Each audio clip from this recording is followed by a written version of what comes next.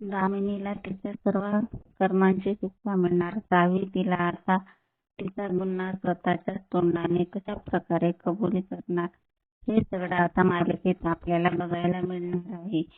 आणि जेव्हा काही दामिनी घाबरलेली असते तेव्हा तिची सगळी गंमत सावी, अवंती आणि नीता बघून तिघींना खूप आनंद होतो आणि इतक्या दिवसात जे काही लपवलेलं सत्य आहे अखेरीस आता बाहेर येणार आणि दामिनी आत जेलमध्ये जाणार. हे सगळं मालिकेमध्ये कसं दाखवेल जाणार यासाठी व्हिडिओ शेवटपर्यंत नक्की पहा. प्रेक्षकांनो, सुधाकर काकांच्या काळजीने आपल्या सावीचा जीव खालीवर होतोय आणि दामिनी सुधाकर काकांसोबत काय करणार, काय वागणार तर काही सावीला अंदाज लागत नसतो. सावी इकडं दामिनीचं बोलणं ऐकण्यासाठी रूम मध्ये येते. इकडं सावीला काही अंदाज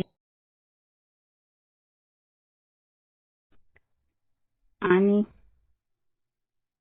घाबरलेली असते. नीता जवळ सगळं काही व्यक्त करते आणि अवंतीला रडून सांगत असते. अवंती बोलते, सुधाकर काका एकमेव आपली आशा आहे आणि त्याची बायको त्यांना शोधत आले आहे. जर सुधाकर काकांना काही दामिनी मॅडमने केलं तर मी स्वतःला कधीच माफ करणार नाही, कारण माझ्यामुळे त्या सगळ्या प्रकरणामध्ये अडकलेले आहे. ते माझ्या बाबांचे एकमेव खास मित्र आहे आणि दामिनी मॅडम त्यांना स्वतःला वाचवण्यासाठी कुठल्याही थराला जाऊ शकतात. त्यांचा आतापर्यंत आपल्याला चांगलाच अंदाज आलेला आहे.